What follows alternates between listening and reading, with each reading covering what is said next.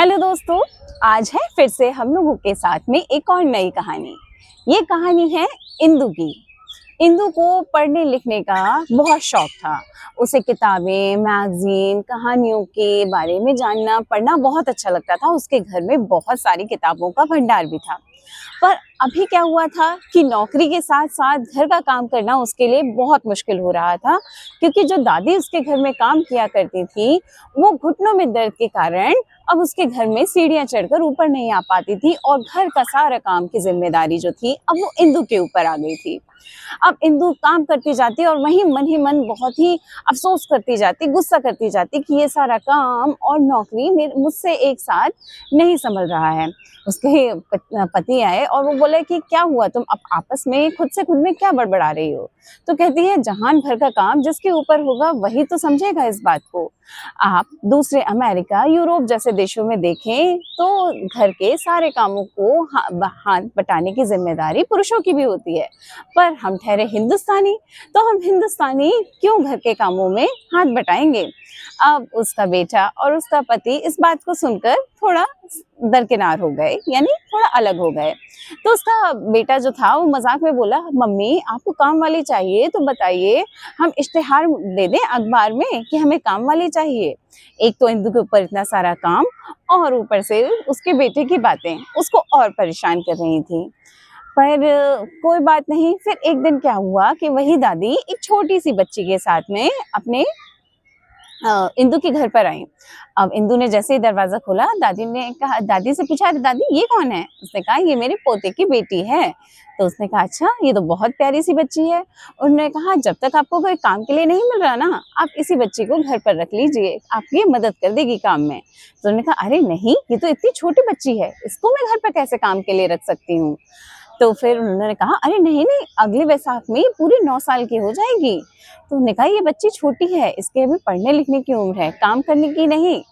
तभी दादी ने कहा, देखिए जो दीदी है, आप अगर इसको काम पे नहीं रखेंगी तो इसकी माँ इसको कहीं और काम पर भेज देगी, तो ये काम तो करेगी ही। तो इससे बेहतर है कि आप इसे अपने काम पर रख लीजिए, इससे आपका काम आसान हो जाएगा। पर ये सुबह काम पर नहीं आएगी, क्योंकि ये सुबह जाएगी स्कूल, वहाँ पढ़ाई करेगी और शाम को आके ये अपने घर पर काम करेगी। अब इंदु मन ही मन सोच रही थी कि क्या इतने छोटे बच्चे को मुझे काम पे रखना चाहिए? ये पूरा संविधान में गैर कानूनी है। पर फिर जब इसकी माँ कहीं काम कराएगी तो चलो ठीक है, कुछ नहीं, ये मेरी थोड़ी थोड़ी तो मदद किया करेगी। अब वो घर पर आना शुरू कर दिया उसने। अब जब घर पर आके शुरू हो गया तो वो वहाँ पे इंदु की घर की अलमारियाँ, उसके मेज पर रखे सामानों को धीरे धीरे ऐसे निहारती रहती और देखती रहती। वो मन ही मन कुछ खुश होती थी। और वो इंदु जब पढ़ रही होती थी तो उससे बात करने की कोशिश भी किया करती थी। तो वो कुछ ना कुछ बहाना ढूंढ लेती थी जिससे इंदु से बात करने का मौका मिल जाए। फिर पूछती कि आंटी आप ये क्या पढ़ती रहती हैं? ये मुझे बहुत अच्छी लग रही है। तो इंदु कहती, ये कहानियों की किताबें हैं, क्या तुमको पढ़ना आता है? तो उसने कहा, नहीं अभी तो मुझे इतना पढ़ना नहीं आता है, क्योंकि मेरी मम्मी जो थी मुझको स्कूल ही नहीं भेजती थी।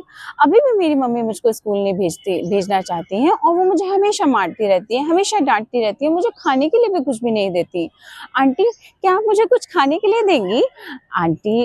इंदु ने सोचा कि अरे बेचारी छोटी बच्ची है, तो वो उसके लिए तुरंत चाय और ब्रेड लेकर आई और खाने के लिए दिया।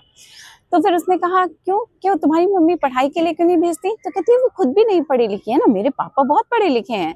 अब इंदु जो थी वो जानती थी कि उसके पापा मैट्रिक पास हैं, और वो एक दुकान पे काम करते हैं, क्योंकि वो दादी के साथ कभी कभी घर पर आया करता था। अब जब उसकी माँ से इंदु ने बच्ची से पूछा, बाल कुमारी ये बताओ कि तुम्हारी माँ तुमको क्यों डांटती है? तो कहती है कि मेरी माँ कहती है कि जब मैं तुम्हारी उम्र की थी ना, तब तो मेरी शादी हो गई थी, और हम तो इतना ये तेल कंघी ये सब नहीं क्या करते थे, तुम बहुत संवर के जाती हो।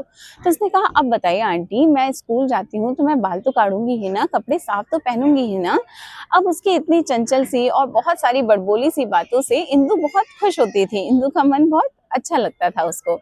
अब ऐसे ही करते हुए क्या हुआ कि इंदु जो थी वो अपने पुराने कपड़े, चप्पल वगैरह सब बाल कुमारी को दे देती थी। अब बाल कुमारी अगले दिन आई, वो कहती है, आंटी क्या आप मुझको दूसरी चप्पल और कपड़े दे सकती हैं क्या? मेरी माँ ने तो वो नई चप्पलें रख ली हैं और ये टूटी चप्पलें पहनने के लिए दे दी हैं। आंटी ये जो आपने बालों में क्लिप लगाई है ना, ये बहुत सुंदर लग रही है। आंटी आपके कानों के बुंदे तो देखो, ये आप कहाँ से लाई? ये बड़े प्यारे लग रहे हैं। क्या आप मुझे दे देंगी? अब इंदु को लगता कि ये इसकी मांगे धीरे-धीरे बढ़ती जा रही हैं। पर क्या था कि वो इतनी मासूम थी कि उसको बहुत प्यारा लगता था और लगता था कि अब भाई उसका कोई ख्याल नहीं रख रहा तो मैं ही रखती हूँ। जैसे एक दिन बाल कुमारी को हुआ बहुत तेज से खांसी जुकाम और इतनी सर्दी में उसने पहनी हुई थी हल्की सी फ्रॉक। उसने कहा तुमने स्वेटर क्यों नहीं पहना है? उसने कहा मेरी माँ देती ही नहीं है। और फिर दवाई क्यों नहीं पी? उसने कहा कि जाओ तुम्हारी आंटी ही तुमको दवाई पिलाएंगी, मेरे पास नहीं है। तो इंदु को गुस्सा आया, कहती मैंने ही जिम्मेदारी ली हुई है क्या बाल कुमारी की? पर उसको उतनी प्यारी लगती थी तो उसके लिए सब कुछ करती थी। एक दिन जब बाल कुमारी ने इंदु से कहा कि आप मुझे ये किताब दे देंगी पढ़ने के लिए? तो फिर उसने कहा कि मैं दे तो दूंगी, पर तुम्हें क्या पढ़ना आता है? तो उसने कहा हाँ, हमारे यहाँ पर एक दीदी आती हैं, वो हमें पढ़ना सिखाती हैं, मैंने पढ़ना सीख लिया है। जब इंदु ने वो पढ़वाया उसको किताब, तो बाल कुमारी ने फट से पढ़ के सुना दिया और थोड़ा-थोड़ा सा वो कहीं-कहीं अटकी, पर वो उसे घर पर किताब को लेके गई। तो फिर बाल कुमारी ने कहा कि आंटी आप मुझे और किताबें दीजिएगा ना, क्योंकि अभी तक मेरे भाई मुझसे लड़ते थे, झगड़ते थे, वो मुझसे छोटे हैं पर फिर भी मुझको मारते थे। पर जब से मैंने कहानी पढ़ना और सुनाना शुरू किया है, वो मुझसे मिन्नतें करते हैं कि प्लीज़ बाल कुमारी हमको भी कहानी सुनाओ ना। तो फिर ऐसे करते हुए जो था वो इंदु बाल कुमारी के लिए कई सारी कविताओं की, कहानियों की किताबें लेकर आई और उसको उपहार स्वरूप दिया। तो फिर एक दिन क्या हुआ, आज बाल कुमारी घर पर जल्दी ही आ गई, तो इंदु ने देखा कि वो बहुत सारा सामान लेकर आई थी। तो इंदु ने पूछा ये सब क्या है?